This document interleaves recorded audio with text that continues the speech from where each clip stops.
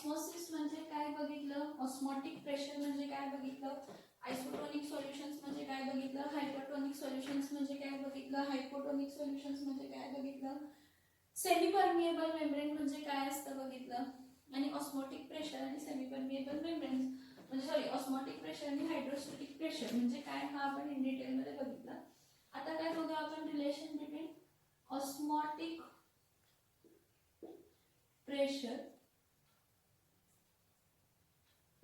and concentration of solution and concentration of what, concentration of solution. आणि काय बघायचं तर कॉन्सन्ट्रेशन कशाचा तर सोल्युशन्स, कॉन्सन्ट्रेशन कशाचा बघायचं तर सोल्युशन्सचं काय बघायचं तर कॉन्सन्ट्रेशन बघायचं. इथं बघा जो आपण आता इक्वेशन फाइंड करणार आहे तो वॅन ऑफ जनरल लॉ आहे. हे बघा according to Boyle's law, according to Van 't Hoff's, according to Van 't Hoff Boyle's law, osmotic pressure is inversely proportional to the volume of solution. Osmotic pressure हा inversely proportional असतो कशाला तर volume of solution ला at constant temperature and number of moles, at constant temperature and number of moles. And according to Van 't Hoff's Charles law, according to Van 't Hoff Charles law, osmotic pressure is directly proportional to temperature. Osmotic pressure हा directly proportional कशाला आहे temperature ला. कुठे तर at constant volume and number of moles, at constant volume and what number of moles. आणि दुसरी गोष्ट म्हणजे काय, ह्या दोघांना आपण काय केलं for n number of molecule म्हणजे आणि काय म्हणू शकतो वॅन 't हॉफ हा जो बॉयल्स लॉ आहे त्याला आणि म्हणू शकतो की osmotic pressure is directly proportional to concentration. Osmotic pressure is directly proportional to concentration. का तर concentration is equals to n upon v असतं. Concentration is equals to n upon काय असतं v असतं. म्हणजे 1 upon v when n is equals to 1, जेव्हा n is equals to काय आहे when n is equals to 1 त्यावेळी c is equals to काय येणार आहे 1 अपॉन काय येणार आहे v येणार आहे. c is equals to 1 upon काय येणार आहे v. So according to the Van 't Hoff Boyle's law, osmotic pressure is directly proportional to concentration, that is osmotic pressure is inversely proportional to volume. And according to Van 't Hoff Charles law, osmotic pressure is directly proportional to temperature. Now for n number of moles, for n number of moles, for n number of moles, osmotic pressure is directly proportional to n upon काय येणार आहे v.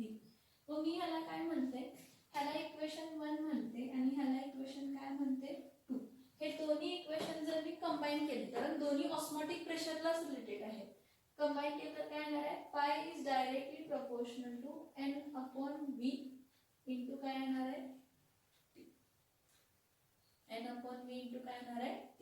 आता directly प्रोपोर्शनॅलिटीची जी sign आहे ती remove करण्यासाठी आपण एक constant introduce करतो r n t upon v, where r is what, r is gas constant.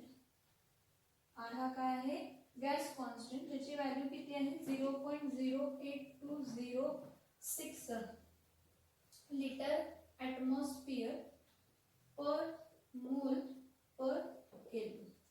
जे आर गॅस कॉन्स्टंट आहे त्याचं युनिट किती आहे 0.820 litre atmosphere per mole per kelvin. ह्यालाच आपण लिहिताना कसं लिहू शकतो, therefore pi is equals to nRT upon काय येणार आहे v. This osmotic pressure is equals to this. आणि ह्याला काय म्हणतो van 't Hoff general equation. ह्याला आपण काय म्हणतो van 't Hoff general equation. आणि ह्या van 't Hoff general equation वरनं आपल्याला असं दिसतं की ऑस्मोटिक प्रेशर हा directly proportional to n upon v. n upon v म्हणजे कोण असतं number of moles upon volume. Number of moles upon volume म्हणजे कोण असतं? C, number of moles upon volume of solution is equals to काय असतं? Molarity. Is equals to काय असतं? मोलॅरिटी. आणि ह्याला आपण कॅपिटल एम ने डिनोट करतो. Therefore, osmotic pressure is equals to MRT. Molar concentration, that is molarity into gas constant into temperature. So this is relationship between osmotic pressure and molarity. Concentration of a solution. बघा मी अनेकदा सांगते. According to Van der Waals law, this is not given in your textbook. हे आलं कसं हे आपल्याला माहित असायला पाहिजे. According to the Van der Waals law, that osmotic pressure is inversely proportional to volume and osmotic pressure is directly proportional to concentration of solution. And according to Van der Waals law, osmotic pressure is directly proportional to temperature. So it is directly proportional to temperature at constant volume and number of moles. It is inversely proportional to volume at constant temperature and number of moles. Okay. Now concentration म्हणजे n upon v असते आणि जर मी n upon v टाकलं c च्या जागी, हे बघा pi is directly proportional to C जर पुट केलं तर सी इज इक्वल्स टू काय येतं? N upon V. त्यावरून आपल्याला असं दिसतं की pi is directly proportional to number of moles. So what we get a relation. What relation we get? आपण काय करतो, हा इक्वेशन 1 आहे. Pi is directly proportional to N upon V आणि according to Charles law pi is directly proportional to T. ह्या equation 1 आणि 2 ला आपण कंबाईन करतो. ह्या इक्वेशन 1 आणि 2 ला आपण कंबाईन करून आपल्याला काय मिळतं? पाय इज डायरेक्टली प्रोपोर्शनल, हे बघा एन व्ही इंटू काय केलं? टी. हा डायरेक्टली प्रोपोर्शनॅलिटी रिमूव्ह करण्यासाठी आपण काय ऍड केलं? आर. इथं एन आणि इथं टी आपण काय येणार आहे? V. Therefore pi is equals to N R T upon काय येणार आहे? V. Where N is the number of moles, R is the gas constant, T is the temperature, V is the volume in D and Q. Pi चे unit काय आहे? Pi is osmotic pressure. Pi is osmotic pressure in ATM. Osmotic pressure measure करतो atmosphere मध्ये. Temperature कशामध्ये measure करतो? T is temperature, जो की आपण कशामध्ये मेजर करतो? केल्विन मध्ये. आर हा गॅस कॉन्स्टंट आहे आणि त्याची व्हॅल्यू फिक्स्ड असते 0.08206 लिटर ॲटमॉस्फिअर पर मोल पर केल्विन. व्ही ही काय असते? व्हॉल्यूम. आणि व्हॉल्यूम ही कशामध्ये असते? तर डीएम क्यूब मध्ये असते. व्हॉल्यूम ही कशामध्ये असते? डीएम क्यूब मध्ये असते. So pi is equals to NRT upon V. Where n upon v, n is the number of moles and v is the volume of solution. So n upon v is equals to क्या आना है? m. Where number of moles upon volume of solution is molarity. So n upon v, that is m. So pi is equals to क्या आना है? mRT. So हा जो आपल्याला equation मिळाला काय?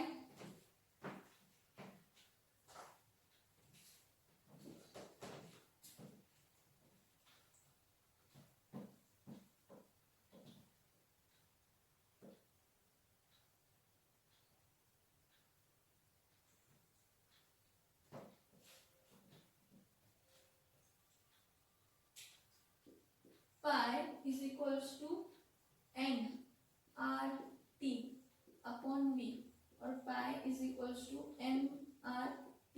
हा जो आपल्याला रिलेशन मिळाला ह्याला वॅन हॉफ जनरल इक्वेशन म्हणतात. Van Hoff's general solution equation म्हणतात. काय म्हणतो आपण ह्याला? Van Hoff general solution equation. कसं आलं? Van Hoff Boyle's law, van Hoff Charles law वापरला. Van Hoff Boyle's pi is directly proportional to concentration and pi is inversely proportional to volume. Concentration म्हणजे काय असतं? Number of moles upon volume असतो. कॉन्सन्ट्रेशनचा formula काय असतो? Number of moles upon काय असतं? Volume. आता नंबर ऑफ मोल्स व्हॉल्यूम सोल्युशनचं, नंबर ऑफ मोल्स सोल्यूटचं. नंबर ऑफ मोल्स कशाचं असतं? तर सोल्यूटचं असतं. समजतंय का? बघा आता van Hoff general solution equation, osmotic pressure आणि काय फाइंड केलं? कॉन्सन्ट्रेशन ऑफ सोल्युशनचा रिलेशन फाइंड केलं. आता काय फाइंड करायचं, ऑस्मॉटिक प्रेशर आणि मोलार मास कशाचं तर सोल्यूटचं. मोलार मास कशाचं तर सोल्यूटचं.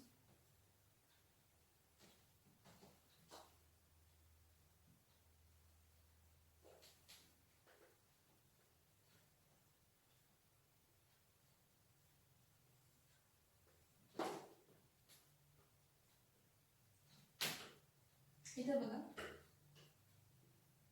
Relationship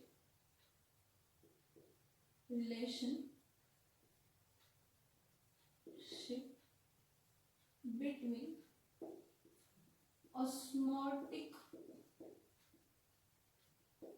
pressure and molar mass of solute. Relationship between कशामध्ये, relationship between osmotic pressure and molar mass of solute.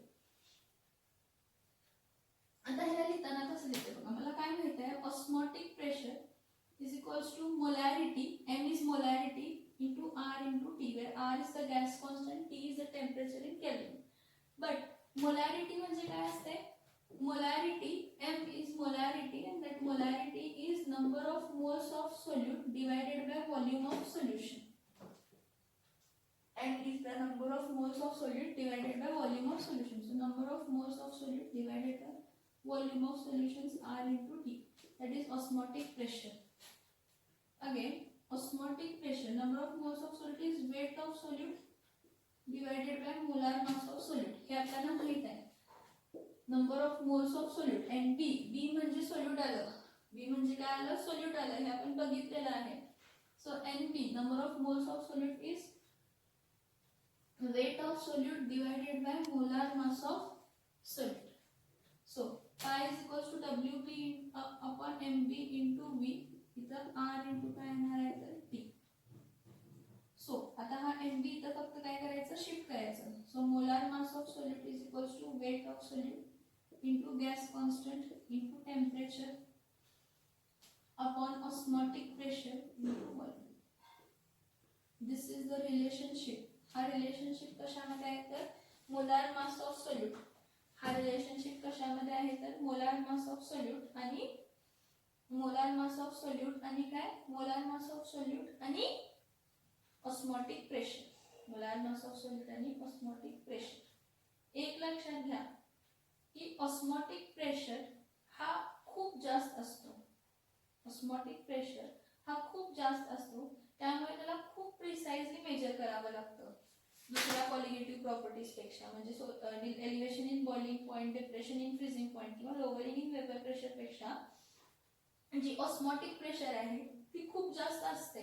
Osmotic pressure he value खूप लार्ज असते, त्यामुळे तुला खूप प्रिसाइजली मेजर करावं लागतं. मगच आपण त्याचं मोलार मास इझिली काय करू शकतो, फाइंड आउट. बघा ऑस्मॉटिक प्रेशर्स हे जे आहेत, ही कॉन्सेप्ट यूज करून आपण एक्सपेन्सिव्ह सबस्टन्सेस आहेत त्यांचे मोलार मास काय करू शकतो, फाइंड आउट करू शकतो, ज्यांची क्वांटिटी काय मिळत असते तर आपल्याला स्मॉल अमाउंट मध्ये मिळत असते. ज्यांची क्वांटिटी आपल्याला काय मिळत असते तर स्मॉल अमाउंट मध्ये काय होत असते तर मिळत असते.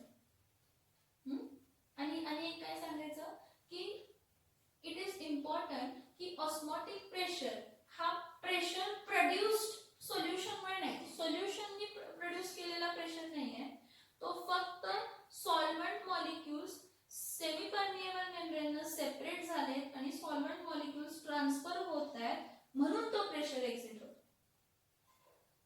इट एक्झिस्ट ओनली व्हेन, हा एक्झिस्ट कधी होतो, ओनली व्हेन. ऑस्मॉटिक प्रेशर हा फक्त कधी एक्झिस्ट होतो जेव्हा तुम्ही दोन सोल्युशन सेपरेट केले किंवा एक प्युअर सॉल्व्हेंट आणि सोल्युशन सेपरेट केलाय by a suitable permeable membrane.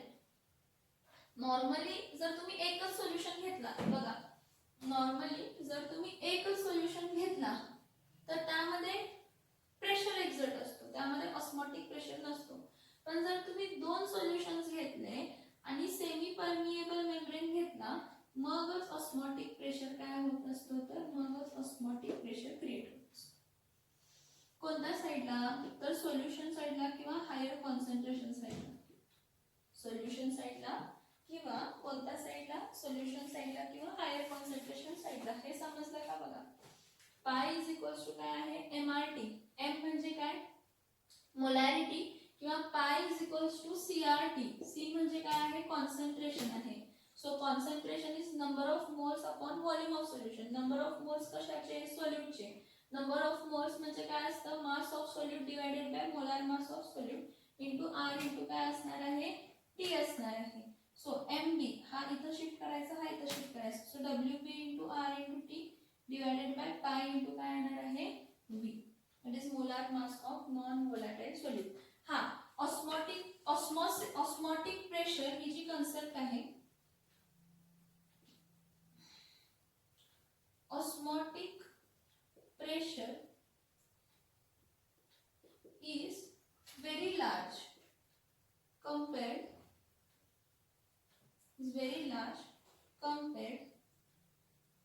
to other colligative properties. दुसऱ्या कोणत्या colligative properties कंपेअर केला, दुसऱ्या कोणत्या colligative properties जर तुम्ही कंपेअर केला compared to other colligative properties, osmotic pressure is very large compared to other colligative properties. दुसरे colligative properties जर कन्सिडर केला तर osmotic pressure ही खूप इम्पॉर्टंट आहे तशी colligative property का. आणि with the help of osmotic pressure concept we can find the molar mass of expensive substances.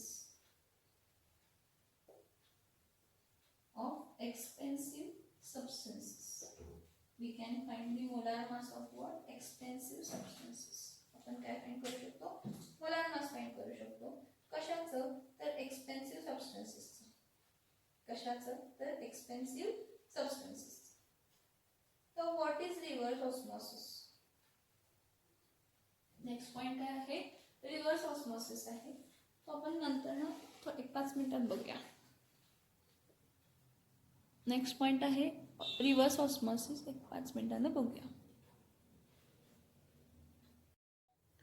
Okay, आता लास्ट लेक्चरला ऑस्मोसिस आणि ऑस्मोटिक प्रेशर हा पॉइंट काय केलेला होता, डिस्कस केलेला होता. आता काय डिस्कस करूया, तर रिव्हर्स ऑस्मोसिस. आता काय डिस्कस करूया, तर रिव्हर्स ऑस्मोसिस. आता काय डिस्कस करूया, तर रिव्हर्स ऑस्मोसिस. आता ऑस्मोसिस म्हणजे काय आहे, osmosis process where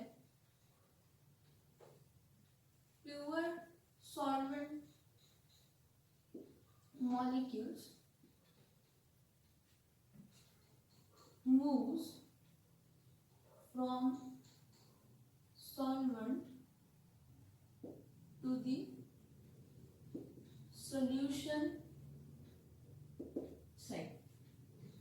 Process where the pure solvent molecules moves from the solvent to the solution side and it develops a osmotic pressure. Okay, ना कन्सिडर करा हा असा काहीतरी आपला कंटेनर आहे जो की सेमी परमिएबल मेम्ब्रेन न पास झाला. The process where pure solvent molecules move from the solvent to the solution through semi permeable membrane. Through semi permeable membrane. Through which membrane? Semi permeable membrane. मैं कह रहा हूँ.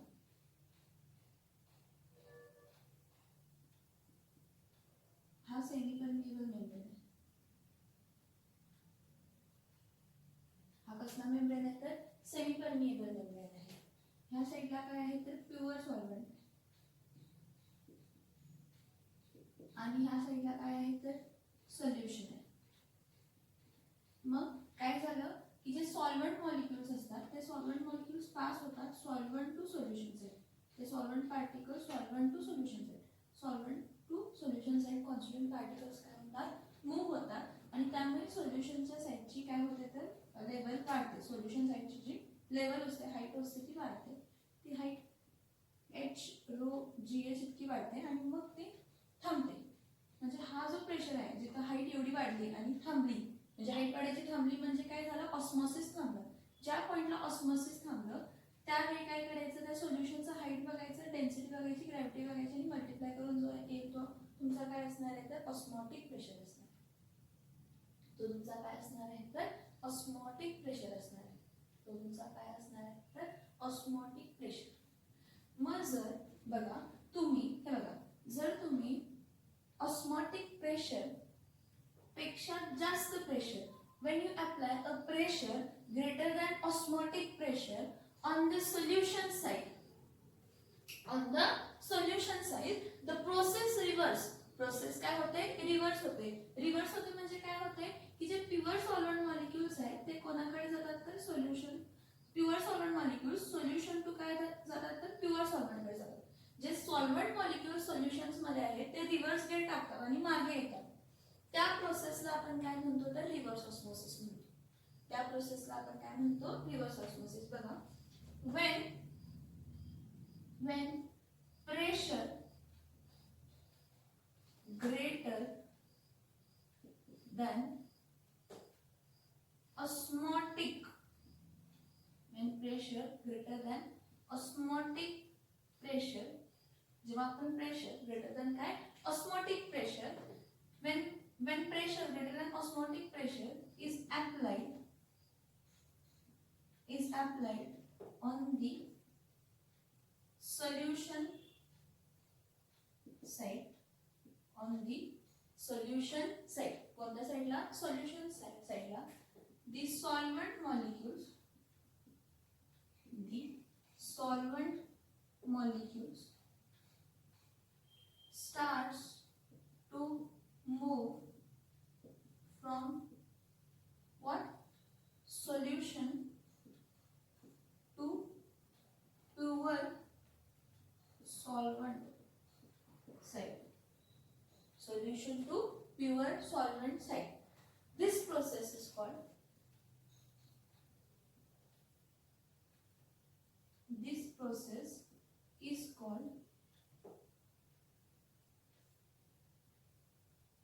reverse osmosis. This process is called what? Reverse osmosis. बघा मी काय म्हणतो की जेव्हा आपण प्रेशर अप्लाय करतो, किती प्रेशर अप्लाय करतो when we apply pressure greater than osmotic pressure. osmotic pressure पेक्षा greater pressure तुम्ही अप्लाय करताय कोणत्या साइडला when you apply a pressure greater than osmotic pressure on the solution side. कोणत्या साइडला सोल्युशन साइडला. मग डिरेक्शन रिव्हर्स होते. ऑस्मोसिस ची डिरेक्शन काय होते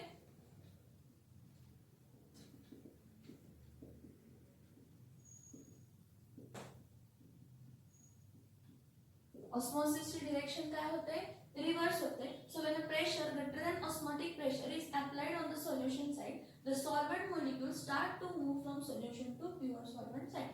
This process is called as reverse osmosis.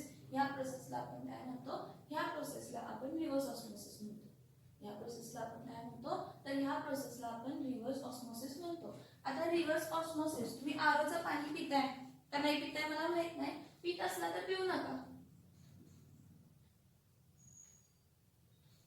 RO water म्हणजे त्याचं रिव्हर्स ऑस्मोसिस केलेलं असते. काय केलेलं असते रिव्हर्स ऑस्मोसिस केलेलं असते. मग वॉटर, जर आपण वॉटर घेतला,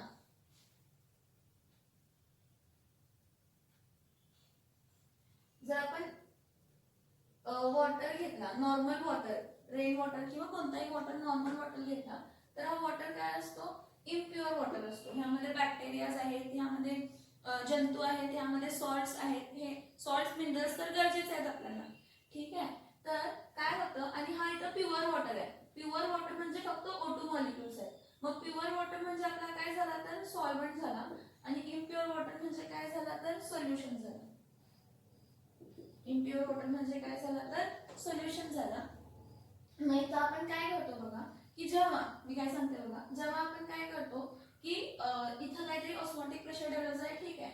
इथं इम्प्युअर वॉटर साइडला आपण काय करतो ऑस्मोटिक प्रेशर पेक्षा जास्त प्रेशर लावतो आणि थ्रू सेमी पेर्मिएबल मेम्ब्रेन काय होतं की फक्त वॉटर मॉलिक्युल्स आता रिव्हर्स गेट टाकतात इम्प्युअर वॉटर मध्ये.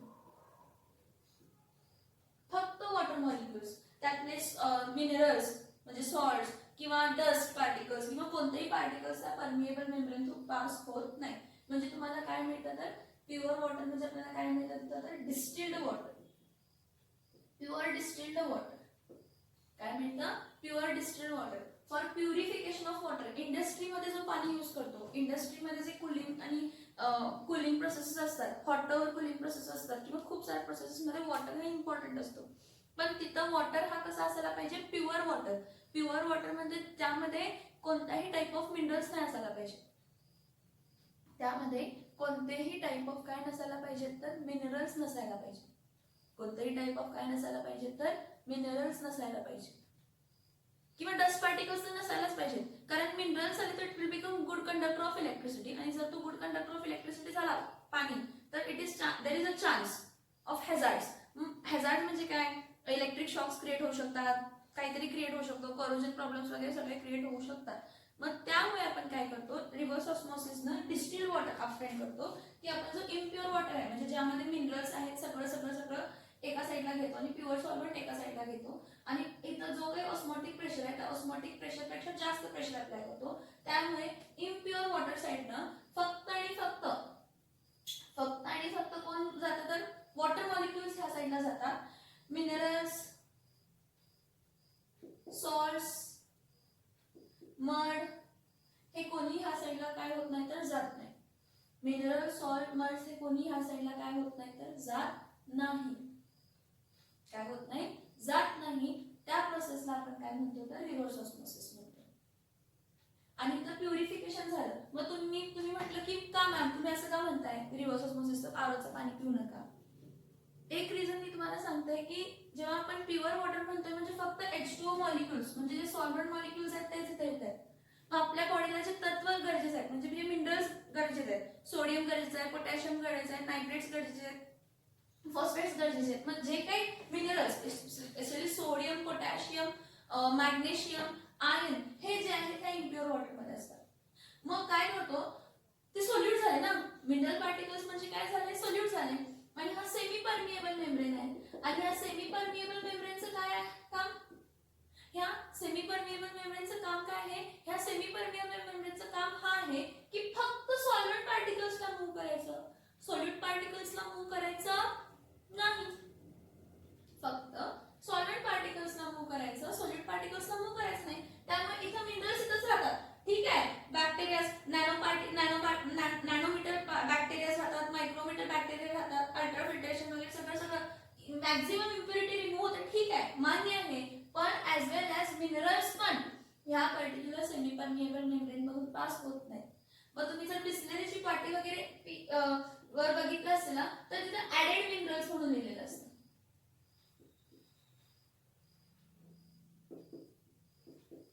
काय लिहिलेलं असतं तिथं, ऍडेड मिनरल्स म्हणून लिहिलेलं असतं.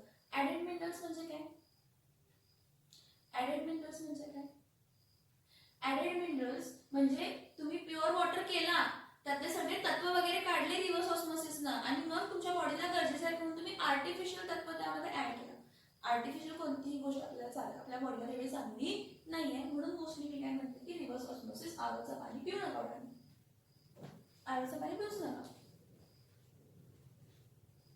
ओके, समजतंय का बघा काय म्हटलं, ऑस्मोसिस म्हणजे प्युअर सॉल्व्हंट साइडचे सॉल्व्हंट मॉलिक्युल्स कोणत्या साइडला जातात, सोल्युशन साइडला जातात थ्रू सेमी परमिएबल मेम्ब्रेन. ठीक आहे, मग जेव्हा तुम्ही pressure greater than osmotic pressure त्या साइडला अप्लाय करतो तर काय होतं की जे सॉल्व्हंट मॉलिक्युल्स आहेत सोल्युशन साइडला ते कोणत्या साइडला पास होतात तर प्युअर सॉल्व्हंट साइडला. ह्याला आपण काय म्हणतो रिव्हर्स ऑस्मोसिस. आणि रिव्हर्स ऑस्मोसिस का वापरलं जातं, जेव्हा आपल्याला प्युअर सॉल्व्हंट ऑब्टेन करायचं आहे. फॉर एक्झाम्पल, बेस्ट एक्झाम्पल म्हणजे purification of water, distilled water, purification of water जो आपण काय ऑब्टेन करतो तर डिस्टिल्ड वॉटर. कारण का तर प्युअर जर नॉर्मल रेन वॉटर कन्सिडर केलं तर त्यामध्ये मिनरल्स आहेत, त्यामध्ये मड पार्टिकल्स आहेत, त्यामध्ये बॅक्टेरियाज आहेत, त्यामध्ये बॅक्टेरिया म्हणजे जंतू वगैरे आहेत. मग हे सगळं रिमूव्ह करण्यासाठी या बॅक्टेरियाची साईज नॅनोमीटरमध्ये मायक्रोमीटरमध्ये असते. मग जो सेमी परमिएबल मेम्ब्रेन आहे त्या सेमी परमिएबलची मेम्ब्रेनची मेश साईज किती आहे, 0.1 नॅनोमीटर इतकी आहे.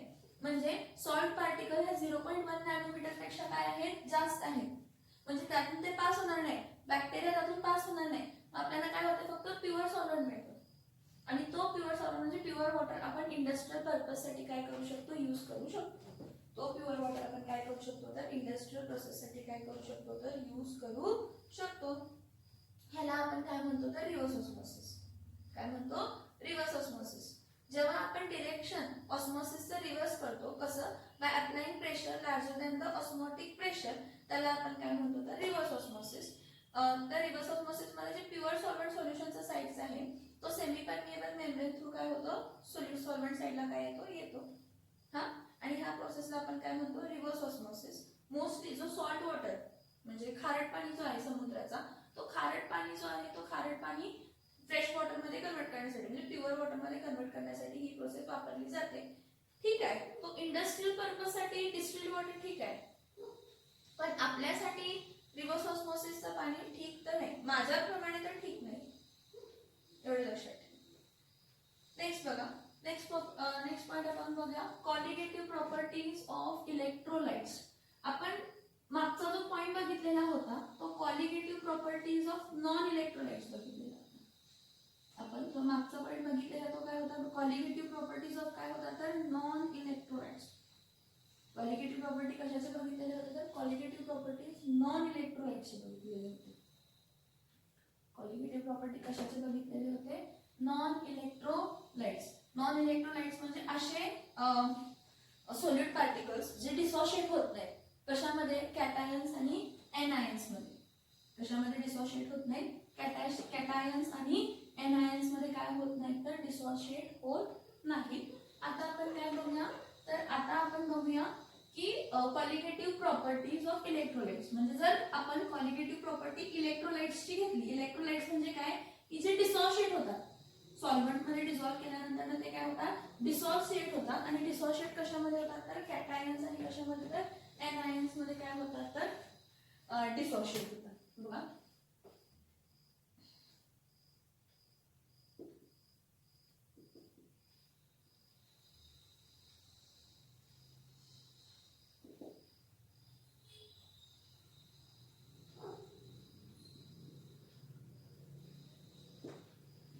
colligative properties of what? Colligative properties of electrolytes. Actually colligative property कशावरती डिपेंड होते? colligative property number of solid particles वर डिपेंड होते. हा इलेक्ट्रोलाइट जो आहे हा इथं सॉल्यूटच आहे. हा इलेक्ट्रोलाइट जो आहे हा इथं काय आहे? सॉल्यूटच आहे. मग बघा, if we add non electrolyte, if we add non electrolyte in solvent,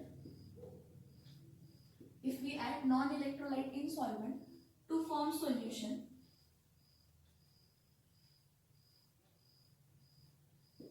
then the number of solute particles,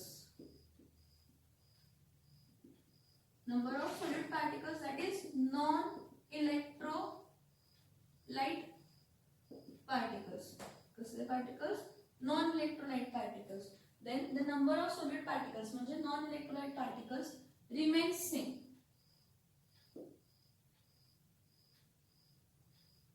Then the number of solute particles म्हणजे कोणते? non-electrolyte particles चे particles, constituent particles काय राहतात? सेम राहतात.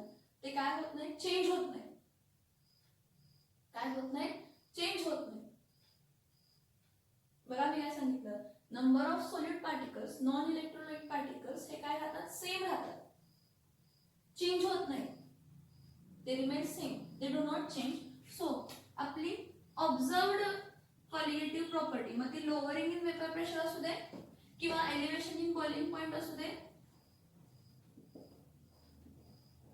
डिप्रेशन इन फ्रीजिंग पॉइंट असू दे, आपली जी observed colligative, so the observed colligative property, जी ऑब्झर्वड कॉलिगेटिव्ह प्रॉपर्टी आणि observed colligative property and कोणती? So the observed colligative property and theoretical colligative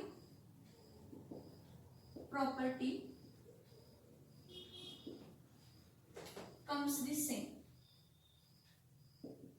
म्हणजे दोन्ही ऑब्झर्व्ड म्हणजे जे आपण एक्सपेरिमेंटली डिटरमाइन केली आणि थेरॉटिकल म्हणजे जे आपण कॅल्क्युलेट केली. थेरॉटिकल म्हणजे कॅल्क्युलेटेड युजिंग फॉर्म्युलाज. आपण जे थेरॉटिकली मोलार मासचं relation, elevation boiling point, molar मासचं relation, depression in freezing point, osmotic प्रेशरचं molar mass. Lowering in vapour प्रेशरचा रिलेशन कशाबरोबर, तर लोअरिंग इन वेपर प्रेशरचा कशाबरोबर रिलेशन, लोअरिंग इन वेपर प्रेशरचा मोलार मास बरोबर काय करून तर रिलेशन करून. बघा जेव्हा आपण नॉन इलेक्ट्रोलाइट ऍड करतो सॉल्व्हेंट मध्ये तर सोल्युशन फॉर्म होतो. मग जेव्हा नंबर ऑफ सॉलिड पार्टिकल्स म्हणजे नॉन इलेक्ट्रोलाइट पार्टिकल्स सेम राहतात त्यावेळी ऑब्झर्व्ड कॉलिगेटिव्ह प्रॉपर्टी आणि थेरॉटिकल प्रॉपर्टी काय होते, सेम येते.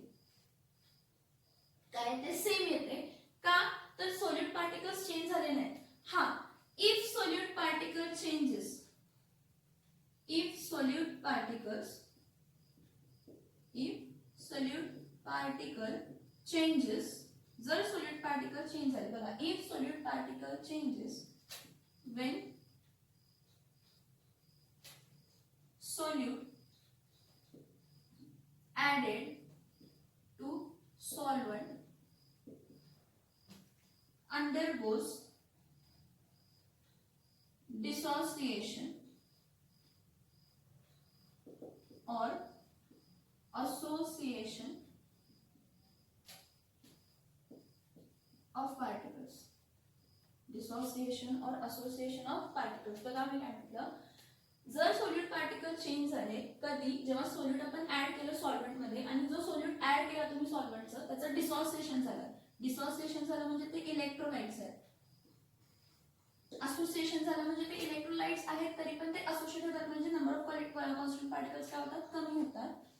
देन मग काय, मग जी ऑब्झर्व्ड कॉलिगेटिव्ह प्रॉपर्टी असते,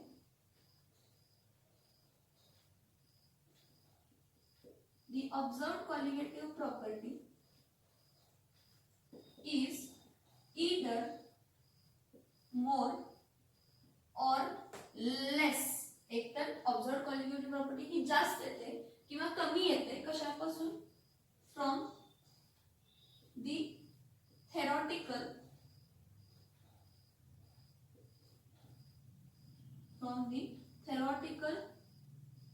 colligative प्रॉपर्टी, त्याला आपण काय म्हणतो तर कॅल्क्युलेटेड कॉलिगेटिव्ह, त्याला आपण काय म्हणतो कॅल्क्युलेटेड कॉलिगेटिव्ह प्रॉपर्टी. काय म्हणते बघा, जर सोल्यूट पार्टिकल चेंज झाले जेव्हा तुम्ही सोल्यूट ऍड करता सॉल्व्हेंट मध्ये, का तर सोल्यूट पार्टिकल्स का चेंज होणार, एक तर डिसॉसिएशन किंवा असोसिएशन ऑफ पार्टिकल्स मुळे, म्हणजे डिसॉसिएशन ऑफ सॉलिड पार्टिकल्स मुळे किंवा असोसिएशन ऑफ सॉलिड पार्टिकल्स मुळे. तर जी ऑब्झर्व्ड कॉलिगेटिव्ह प्रॉपर्टी आहे म्हणजे जी आपण एक्सपेरिमेंटली डिटरमाइन करतो, ऑब्झर्व्ड कॉलिगेटिव्ह प्रॉपर्टी म्हणजे जी एक्सपेरिमेंटली डिटरमाइन जी कॉलिगेटिव्ह प्रॉपर्टी करतो ती काय येते, एकतर जास्त येते किंवा कमी येते. कशापासून तर थेरॉटिकल कॉलिगेटिव्ह प्रॉपर्टी पेक्षा. म्हणजे थेरॉटिकल कॉलिगेटिव्ह प्रॉपर्टी म्हणजे कोणती, तर जी तुम्ही with the help of formulas वगैरे काय केलेली आहे, फाइंड आउट केलेली आहे.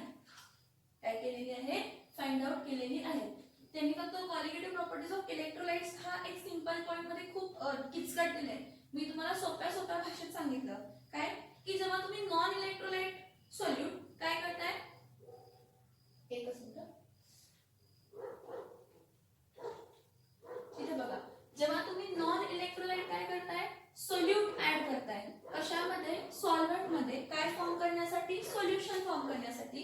तर तो नॉन इलेक्ट्रोलाइट सोल्यूट जो असतो तो डिसॉसिएट होत नाही, असोसिएट पण होत नाही आणि नंबर ऑफ सॉलिड पार्टिकल्स आहेत जेवढे ऍड केले तेवढेच राहतात. त्यामुळे जो आपला कॅल्क्युलेटेड कॉलिगेटिव्ह प्रॉपर्टी असते आणि जी एक्सपेरिमेंटल कॉलिगेटिव्ह, एक्सपेरिमेंटली म्हणजे ऑब्झर्व्ड कॉलिगेटिव्ह प्रॉपर्टी आणि कॅल्क्युलेटेड म्हणजे थेरॉटिकल कॉलिगेटिव्ह प्रॉपर्टी, हे दोन्ही काय येतात, सेम.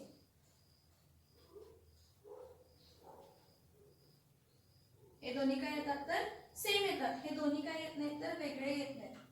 हे दोन्ही काय येतात, सेम येतात. हे दोन्ही वेगळे येत नाही.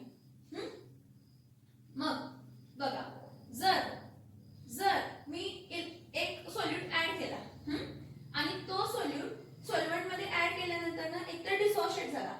डिसॉसिएट झाला म्हणजे तो इलेक्ट्रोलाइट आहे. डिसॉसिएट झाला म्हणजे तो काय आहे, इलेक्ट्रोलाइट आहे. काय इलेक्ट्रोलाइट आहे, तर electrolytes are those when adding on solvent gets dissociated into cations and anions. So if the solute particle, जर solute particle काय होतात, चेंज होतात कधी, जेव्हा तुम्ही त्यामध्ये काय ऍड करताय, जेव्हा तुम्ही त्यामध्ये सॉरी आणि सॉलिड पार्टिकल्स ऍड केल्यानंतर ते सॉलिड पार्टिकल एकतर त्यांचं डिसोसिएशन झालं किंवा असोसिएट झालं. डिसोसिएशन म्हणजे जे कॉन्स्टिट्यूएंट पार्टिकल्स आहेत सॉलिड पार्टिकल्स त्यापेक्षा डिसोसिएट पार्टिकल्स काय झाले वाढले किंवा असोसिएटेशनमुळे पार्टिकल्स काय झाले कमी झाले. तर जी आपली ऑब्झर्व्ड कॉलिगेटिव्ह प्रॉपर्टी असते म्हणजे जी आपण एक्सपेरिमेंट परफॉर्म करून जी कॉलिगेटिव्ह प्रॉपर्टी आणतो ती जी असते ती एकतर जास्त असते किंवा कमी असते. कशापासून तर थेरॉटिकल कॉलिगेटिव्ह प्रॉपर्टी पासून म्हणजेच काय तर कॅल्क्युलेटेड कॉलिगेटिव्ह प्रॉपर्टी पासून. बघा जेव्हा थोडे सोल्युशन्स काय होतात डिसॉल्व होतात तर मोलार मास जो येतो तो एक्सपेक्टेड आणि ऑब्झर्व्ड सेम येणार जेव्हा ते सॉलिड पार्टिकल्स सॉलिड मध्ये जाऊन डिसोसिएट किंवा असोसिएट झाले. मग ही स्टडी ऑफ कॉलिगेटिव्ह प्रॉपर्टी आपण कशाची करतोय इलेक्ट्रोलाइट्सची. त्याला जरा वेगळा अप्रोच का तर आपण पहिलाच म्हटलं की कॉलिगेटिव्ह प्रॉपर्टी ही कशावरती डिपेंड राहतात नंबर ऑफ सॉलिड पार्टिकल्स वरती डिपेंड राहतात. मग जर तुम्ही सोल्यूट ऍड केला आणि तो सोल्यूट इलेक्ट्रोलाइट असेल तर ते डिसोसिएट होणार आणि जेवढे नंबर ऑफ सॉलिड पार्टिकल्स आहेत पहिला फॉर एक्झाम्पल मी 100 सॉलिड पार्टिकल्स ऍड केले हे बघा इथं बघा इथं पहिल्यापासून सॉल्व्हेंट काहीतरी आहे त्या सॉल्व्हेंट मध्ये काय ऍड केलं सोल्यूट. सोल्यूट म्हणजे काय ऍड केलं NaCl. सोल्यूट म्हणजे काय ऍड केलं NaCl. जेव्हा आपण NaCl सोल्यूट मध्ये ऍड केलं तर हा NaCl इलेक्ट्रोलाइट आहे. इलेक्ट्रोलाइट आहे म्हणून तो काय होतो डिसोसिएट होता Na+ आणि Cl-. म्हणजे आता सॉलिड पार्टिकल्स ह्या सॉल्व्हेंट मध्ये वाढले कारण हा डिसोसिएट झाला. NaCl हा वॉटर मध्ये जाऊन Na+ aqueous स्टेट मध्ये आणि Cl- aqueous स्टेट मध्ये काय झाले तर डिसोसिएट झाले.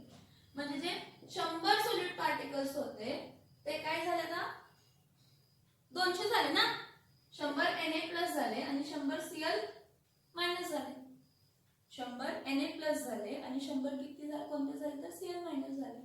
म्हणजे टोटल मॉलिक्युल्स किती झाले तर 200.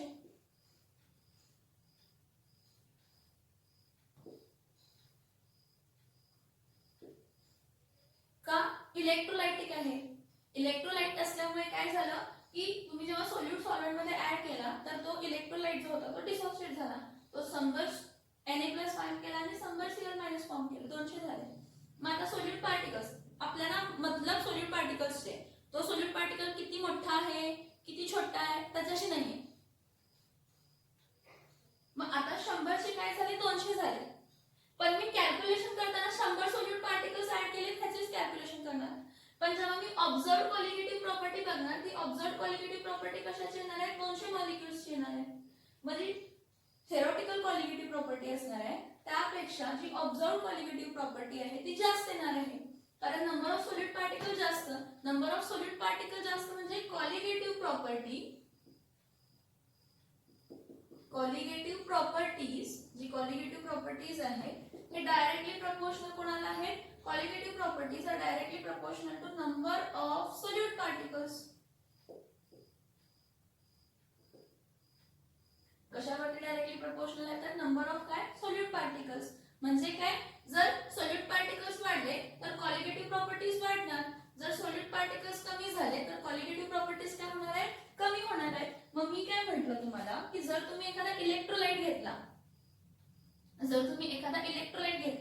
NaCl मग ते NaCl अनडिसोसिएटेड होता सोल्यूट होता. अनडिसोसिएटेड सोल्यूट तुम्ही काय घेतला 100 पार्टिकल्स घेतला. किती पार्टिकल्स घेतला 100 पार्टिकल्स जर तुम्ही काय केला घेतला काय केला 100 पार्टिकल्स जर तुम्ही घेतला तर NaCl जर तुम्ही 100 पार्टिकल्स घेतला आणि तो सॉल्व्हेंट मध्ये डिसॉल्व्ह झाला तर तो NaCl इलेक्ट्रोलाइट आहे. इलेक्ट्रोलाइट असल्यामुळे तो डिसोसिएट होणार कशामध्ये तर Na+ आणि Cl- म्हणजे ते 100 सॉलिड पार्टिकल्स किती होणार आहेत तर 200 सॉलिड पार्टिकल्स होणार आहेत. 100 सॉलिड पार्टिकल्स काय होणार आहेत तर 200 सॉलिड पार्टिकल्स होणार आहेत. म्हणजे एक्सपेक्टेड म्हणजे जी कॅल्क्युलेशन मध्ये मी घेताना नंबर ऑफ मोल्स काय घेणार 100 सॉलिड पार्टिकल्सच घेणार. पण जी मला एक्सपेरिमेंटली जी मला एक्सपेरिमेंट परफॉर्म करून किंवा ऑब्झर्व्ड कॉलिगेटिव्ह जी मिळणार आहे ती 200 मॉलिक्युल साठी मिळणार आहे. मग पहिला ऍड करताना सॉलिड पार्टिकल्स कमी होते कारण डिसोसिएट झालेले नव्हते आणि ऍड केल्यानंतर ते डिसोसिएट झाले आणि नंबर ऑफ सॉलिड पार्टिकल्स वाढले त्यामुळे कॉलिगेटिव्ह प्रॉपर्टी काय येणार आहे, जास्त येणार आहे. कॉलिगेटिव्ह प्रॉपर्टी काय येणार आहे तर जास्त येणार आहे. म्हणजे the colligative property is directly proportional to what, number of solute particles. Colligative property कशाला डायरेक्टली प्रोपोर्शनल आहे, नंबर ऑफ कशाचा तर सोल्यूट पार्टिकल्स. कशाला आहे, नंबर ऑफ काय, number of what, number of solute particles. म्हणजे आता मला सांगा की लोअरिंग इन वेपर प्रेशर जर 1.23 ऍटमॉस्फिअर आहे कशाचा, नॉन इलेक्ट्रोलाइटचा. म्हणजे जेव्हा तुम्ही सोल्यूट सॉल्व्हेंट मध्ये ऍड केला आणि तो डिसोशिएट किंवा असोसिएट झाला नाही आणि तुम्ही काय केला, इलेक्ट्रोलाइट घेतला, त्याचा सेम इलेक्ट्रोलाइट घेतला आणि सोल्युशन मध्ये टाकला, त्याचा वेपर प्रेशर त्यापेक्षा काय येणार आहे, जास्त येणार आहे इलेक्ट्रोलाइटचा.